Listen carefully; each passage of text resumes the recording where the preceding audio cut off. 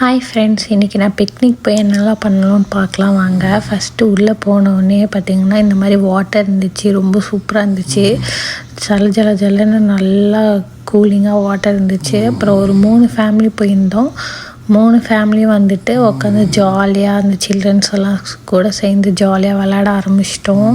சூப்பராக இருந்துச்சு. இந்த சம்மர் டைமில் இப்படி போனது நல்லா இருந்துச்சு. அப்புறமா வந்துட்டு நாங்கள் ஆல்ரெடி எல்லாம் சமைச்சு கொண்டு வந்திருந்தோம்.